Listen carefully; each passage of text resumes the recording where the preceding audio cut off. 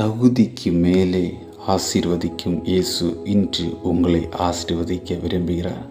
பிரியமானவர், அன்பு தேவ பிள்ளைகளே, இன்று நீங்கள் தகுதியானவர் என்பதற்காக அல்ல, தேவன் கிருபையுள்ளவர் என்பதற்காகவே அவர் உங்களை ஆசீர்வதிக்கிறார். இன்று அநேக குடும்பங்களில் காணப்படும் பிள்ளைகள், நான் தகுதி இல்லை, இந்த காரியத்துக்கு நான் தகுதி அற்றவன், இந்த வேலைக்கு நான் தகுதி அற்றவன் என்று புலம்புகிற அநேக பிள்ளைகள் பின்னடங்கி போன நாட்கள் உண்டு, காலங்கள் உண்டு.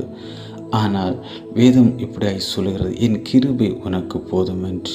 பிரியமானவர்களே, இன்று நான் இதற்கு தகுதியில்லையே என்று நினைத்தாலும் தேவன் உன்னை பார்த்து சொல்கிறார், என் கிருபை உனக்கு போதும். 2 கொரிந்தியர் 12:9. இன்று மனிதர்கள் உன் தகுதியை பார்ப்பார்கள், ஆனால் தேவன் உன் இருதயத்தை பார்க்கிறார். ஆகையால் தைரியமாய் நீ முன்னேறு என்று தேவன் சொல்கிறார். உன்னை உயர்த்த போகிறது உன் தகுதி அல்ல, அது தேவனுடைய கிருபையே.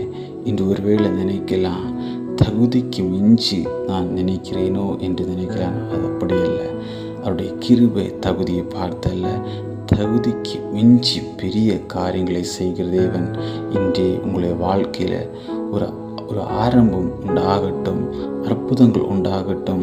எந்தெந்த இடங்களில் உயர்வை நோக்கி பிரயாசப்படுகிறீர்களோ அந்தந்த காரியங்களுக்காக உங்கள் பலன் குறைந்து போகும், உங்கள் மாம்சத்தின் பலன் குறைந்து போகும். ஆனால் பவுலுக்கு செய்த தேவன் இன்றும் அதே வார்த்தை ஒருபோதும் மாறாது. தேவனின் வல்லமை ஒருபோதும் மாறாது. அவருடைய கிருபை உங்களை உயர்த்த போகிறது. இந்த வார்த்தையை கேட்ட ஒவ்வொரு பிள்ளைகளும் தேவன் தாமே ஆசீர்வதிக்க வேண்டும்.